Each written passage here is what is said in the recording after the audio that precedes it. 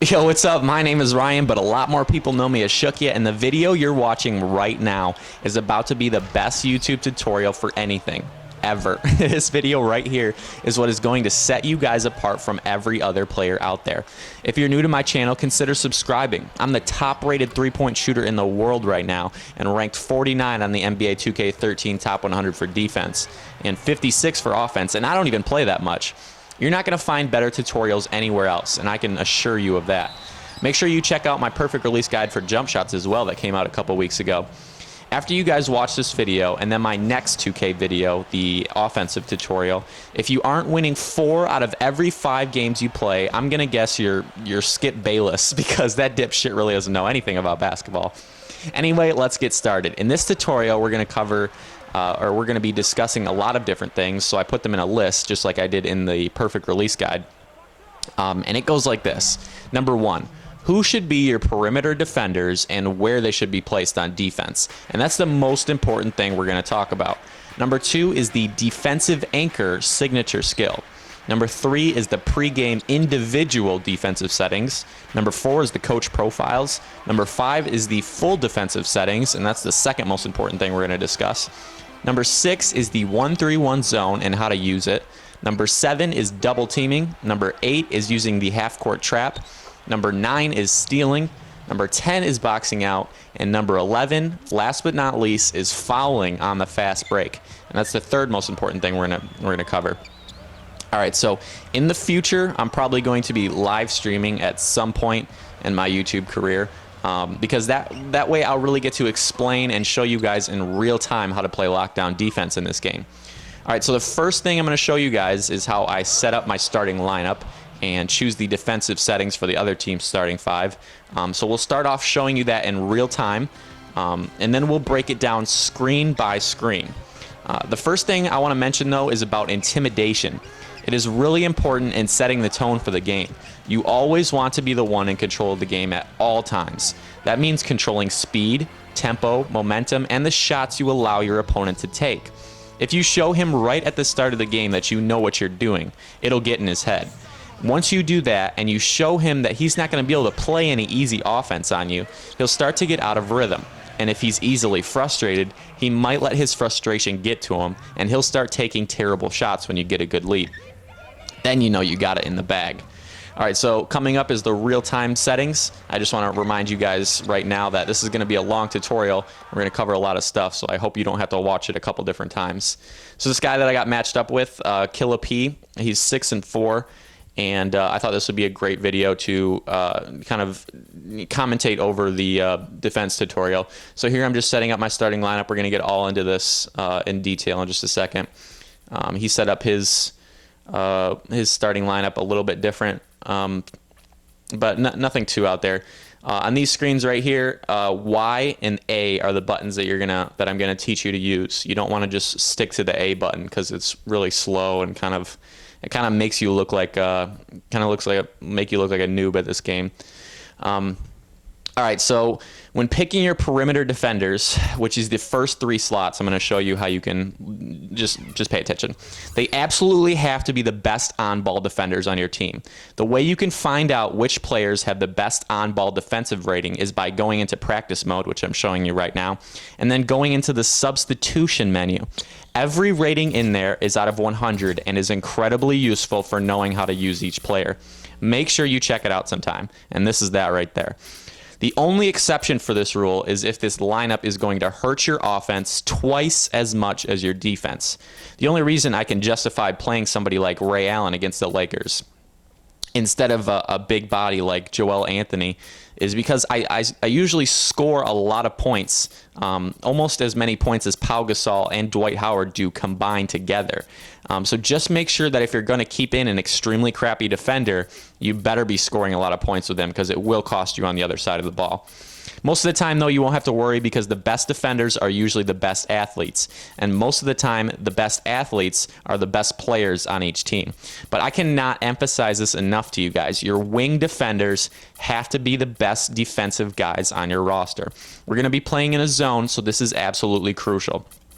The second thing you need to know is where each person is in your lineup. This is incredibly important when you're talking about people or teams like the Lakers who have Kobe Bryant, the Thunder who have Kevin Durant, and the Heat who have LeBron James.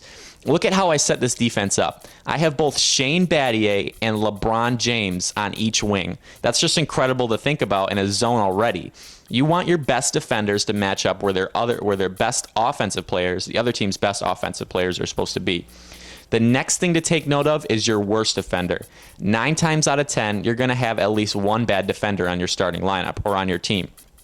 And what you're going to do with him is put him in the middle of the 1-3-1 because he'll be running around and assisting anybody that needs help. Or he'll be trying to cover somebody that is wide open. When we get to the offensive tutorial, we're going to talk about why spreading the floor for shooters is so important, which is why I have Ray Allen in the game. But typically, you guys shouldn't be having a real power forward in the game unless he and your center are really tall and powerful down low, which helps on the boards, right? But anyway, we'll talk about that a little bit later when we get into the 1-3-1 topic. But your worst defender needs to be in the power forward position, the 4 spot. And like I said, you want to put your best defender in the position that the other team's the best offensive threat is going to be in most of the time. And this is really handy because when you're talking about substituting in the 6th man of the year candidates like Jamal Crawford, you need to make sure you have a good defensive matchup against that. I don't really have to worry about switching my defense around too much after the game starts because I've got the defensive beasts, LeBron James and Shane Battier on the wing. But if you don't use the Heat, you'll have to start taking that into account. It's going to throw off your icon passing, but it will save your defense a lot of points. All right, so the next thing that's on the list is the defensive anchor signature skill, and this is really important. One of the things that I invented in this Miami Heat strategy is using Udonis Haslem instead of Chris Bosh for the majority of the game. And I did this for 2 reasons. The first is because it gives me a huge boost to all of my star players, and it gives me a go-to scoring option when I substitute, which is another thing we're going to cover in the offensive tutorial. You have to start and play any guy on your roster that has the defensive anchor signature skill. You have to. It bumps up the talent for your star players on both sides of the ball, and it's absolutely essential that you have them on the floor for the majority of the game. Your star players will deflect more passes, pick more pockets, and score more on offense. It's as simple as that. Okay, now on to the defensive settings for the starting lineup. On this screen, the first thing you want to do is hit LB and go down the list and hit A for each player. The no hedge thing is so that you don't get burned by the pick and roll. Hedge is just asking you whether or not you want the guy guarding the screener to pick up the guy with the ball for a split second to either trap or break up the play. We don't want that because we want our bigs to stay with our bigs and our guards to stay with our guards. Now hit LB again for screen. We have it set to switch, so go down the list and hit Y for each of the players. That way you don't have to cycle through with A. Switch might seem a little bit confusing after what I just explained, but you have to remember that when you play in a zone where the defender is supposed to play overrides everything. So we want them to switch so they can't get off any shots from using the screen. But then they will switch back and take care of any drives or alley-oops to the basket from the pick and roll. It's also good to call double teams on the ball when they're calling for a screen, but we'll get to that in a little bit. Hit LB again, and the next one is the off-ball defensive setting, and you're going to want to set this one to deny, so just hit Y once and go down the list. This category is kind of tricky because you want to steal all cross-court passes, but you'll find that if you experiment with this setting and you put it on sag off, for example, they will stay much closer to the paint and help on drives to the basket. But if you do put it on sag off, when someone drives, that player will get sucked into the paint and leave a perimeter shooter wide open. So we're going to leave it on deny. Hit LB again, and the next category is on-ball defense. And you want all good shooters to be played tight, so hit Y just once. And on all bad shooters, you want it to be set to sag off, the players that you want to shoot threes. Players like Thabo Sefolosha, Ron Artest, Dwayne Wade, LeBron James, and other shooters that you know aren't great at threes or will willingly give them a three, or even have difficult releases, always be okay with giving them a wide open 3. 4 is my magic number when it comes to sagging off players. If they hit 4 threes, they probably have a good understanding of the perfect release for that player, and then I'll start playing tight if I have to. But if they are shooting 20% or less, let them keep jacking up bad shots. Remember, don't get scared if they hit 2 or 3 in a row. Law of averages, right? Just think, they're bound to miss the next 4. Other than that, I'm always comfortable with long jump shots from post players, so I sag off of them as well. Anything other than that, easy shots under the basket or a wide open three from a high rated 3-point shooter is okay by me. Those you don't want to give up. So remember, all we're trying to do here is get your opponents out of his comfort zone. Okay, so let's move on to the rest of the defensive settings, and I'll show you what it's like in full speed, and then we'll break it down screen by screen. So I just kind of replayed that, and here is the defensive settings in full screen that we're going to talk about. Here are the coach profiles, and you'll see here I'm kind of paranoid about my numbers. I like to have it not be 0 and it not be 100. I'm kind of weird like that. I don't know. I just like to have it at 99 or 98 and then at 1. And here you can see when you sub out a starter like he did, it kind of screws that up, but we'll talk about that in a little bit. And then all you want to do is go down to the next 5, which we're going to discuss, and fix the settings for those bottom 5. And then you have the first 10, which are the only real offensive threats that we have to worry about. All right, so let's wait for this next screen. All right, so first is the coach profiles. We're only covering the defensive ones here, so we'll cover the other ones in the offensive tutorial. First up is the defensive pressure slider. Obviously, we want that one all the way up so that we can close out on good shooters hard, contest shots, and get as many steals as possible. Help defense we want all the way down because we don't want our defensive players sagging off of shooters on the opposite side of the floor to play help side. We want them to take away every bad pass possible and play up, on, and off the ball. Playing in a zone will make your defense help only if it's absolutely necessary. Lastly, we're going to put double teams all the way down so that the defense doesn't automatically double team when we don't want them to, but only when they're told to. These settings are great for getting in the head of the person you're playing and making them think that you're a boss at this game, okay? When you put the sliders up or down, they make a different sound. So if your opponent hears you messing around with that, they're going to be thinking, oh shit, and it'll get in their head. It's probably happened to you guys a couple of times. Coach settings are going to be covered in the offensive tutorial, so let's move up into the defensive settings. Just remember, though, that it is crucial that you have late game fouling on manual. It will screw you over at the end of the game if you don't put it on. Remember that the back button is what makes you intentionally foul, but make sure you put late game fouling on manual and save your settings like that. It'll screw you over one game, I promise you. It's happened to me at least twice. Okay, so the defensive settings are just like the individual settings in the beginning of a game here, but you're only going to take care of the first 10 players. Anybody that's sitting at the end of the bench, you really don't have to worry about. So you only have to do 5 players total because the other 5, the starters, we already set, right? What might seem weird to you is that if they sub in players that normally sit on the bench for their starters, the settings will get stuck to the starters. So you must do this every game. This is probably this might actually be the most important part. You have to make sure that you play tight on good shooters and superstars. These defensive settings are going to set you apart from everyone else. The first 5 players should already be taken care of, like I said. But if they aren't, fix them how you should. If they're a good 3-point shooter, play them tight. If you want them to shoot threes, put it on sag off. The only thing that you have to do now is go down to the second set of 5 players and fix those settings how you want them. One quick little tip you can look at for help is the top picture on the left side and where it shows their information in the middle column. You can see position, rating, outside, inside, height, weight, fouls, and energy. If their outside grade is a B- or below, I'll sag off of them and let them shoot. You just have to remember that the outside doesn't mean threes. It could mean anything between 15 and 22 feet away from the basket. So just try to remember the good 3-point shooters, who they are on each team, and the on-ball setting is really the only thing that has to change from player to player. Off-ball, screen, hedge should all be the same as the settings for the starters. All right, so let's see here.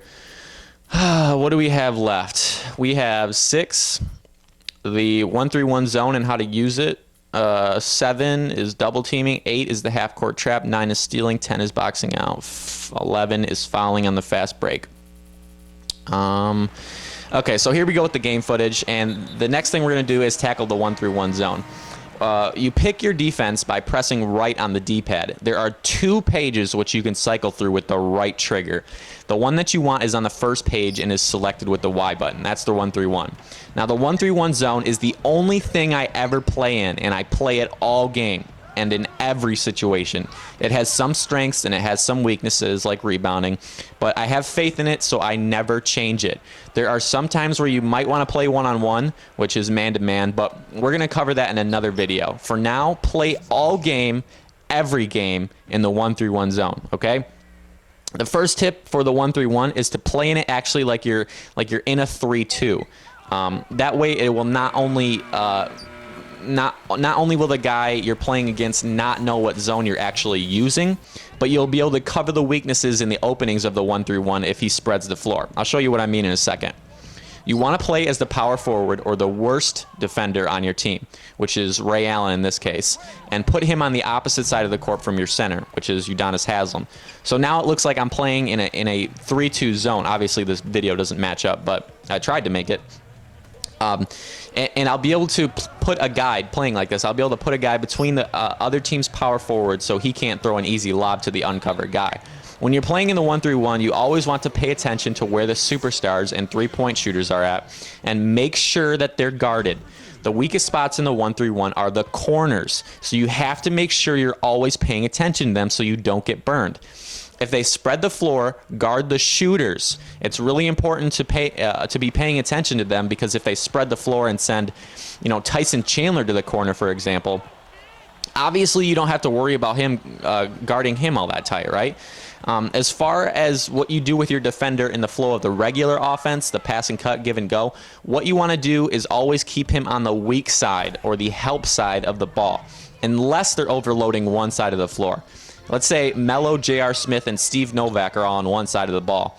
Obviously, your defensive player on the wing won't be able to guard all three of those shooters at one time, so make sure you go over there and help them out. So besides running around and covering the shooters, let's talk about layups and post moves and defending those. When you're in the 1-3-1, you won't really have to worry about these because the 1-3-1 will double team and cut off dribble drive penetration most of the time. If they don't, you might want to send Ray Allen down there really quick and put him as close to the player with the ball as possible. The game will automatically contest and disrupt the shot for you.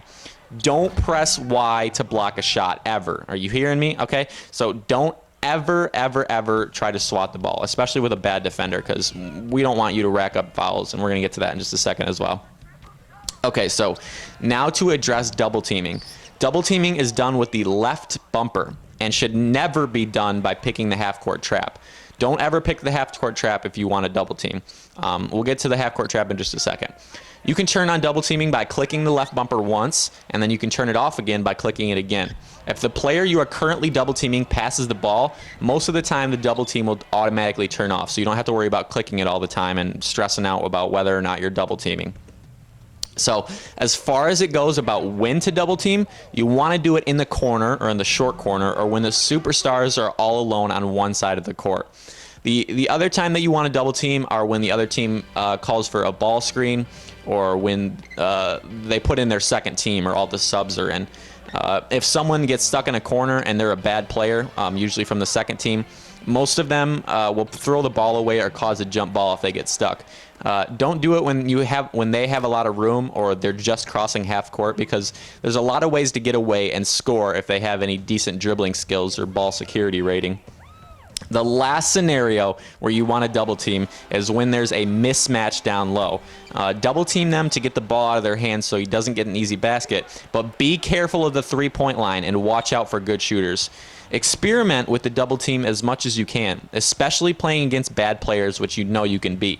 Find out how it works best for you and then try to get some good players. It's not something that's all that easy to explain, double teaming, unless I'm live streaming.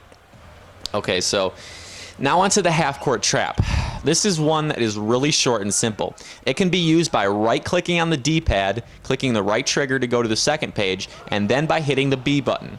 The only time that you should use this defense at all is when the other team is taking the ball out of bounds, and it's at the end of a quarter, at the end of a half, or at the end of the game. This takes away easy long-distance passes and traps any player that gets across half court. Don't ever use this defense with more than 10 seconds left on the clock, because it's really easy to dribble out of it if you miss the double team. Stealing is also really simple. The only time you should ever try and go for a steal is when the ball is in the post and the guy you're playing, your opponent, is backing down one of your other players, not who you're controlling. Creep up in front of him and swipe the ball to knock it out of his hands. Don't ever try to go for steals in the open court, like against guards, unless it's like a power forward or a center, because you guys know, obviously, that they're pretty easy to steal it from. You just don't want to cause any fouls, like why I told you guys not to be swatting at balls, swatting at layups or whatever either. Boxing out is another quick one. To box out, all you have to do is hold down the left trigger after the other team shoots the ball. Just make sure that you throw Ray Allen or your power forward in front of the other team's tallest players or best rebounders, to prevent them, from getting an easy offensive rebound or putback dunk. Just slide in front of them so they can't get the rebound, and let one of your other players snag the rebound. I wouldn't try jumping for a rebound either, just because it can give the other guy position on you. Lastly is a quick tip in which I address intentionally fouling on the fast break. I did that. I brought it up briefly in the NBA 2K13 Best Player in the World video, because it was extremely beneficial when used against good players, to get them kind of out of their comfort zone. You should only foul on the fast break, and no more than 4 times a quarter. Or rather, I should say, don't commit more than 4 fouls per quarter, because the game thinks you're trolling and it'll give them a chance to quit and receive the win. If you foul 4 times a quarter, potentially you're taking away 8 points, or 12 points if you take 3 as in the fast break like I do. And there are 4 quarters. You could be taking away 32 points a game from your opponent. So you need to be doing it at least twice per quarter, regardless of whether or not you think you can stop it, because it will save you points, I promise. So just get in the habit of doing it. The one thing you have to be careful of when taking away easy baskets by fouling is by making sure you're controlling the player closest to the guy that's running the fast break. It's really hard for the computer to intentionally foul in this game for some reason. Sometimes you'll just run around and chase them, and it's really dumb. But the easiest way to do it is if you're the guy that's right next to the ball. So click the back button and take the closest player and run him at the ball. And you have to start doing this, though. I'm telling you. All right, so that's all you have to do to make kids quit and win by 20 like I did here. Anyway, this tutorial is over, and you should be well on your way to kicking some ass on defense. Please take the time to consider clicking the like button. These tutorials take a while to put together, and it's really appreciated to see you guys do that. Also, consider subscribing if you haven't already, and now you can go get on 2K and shut some kids out. Peace. You're still the same. There's something inside you. It's hard to explain.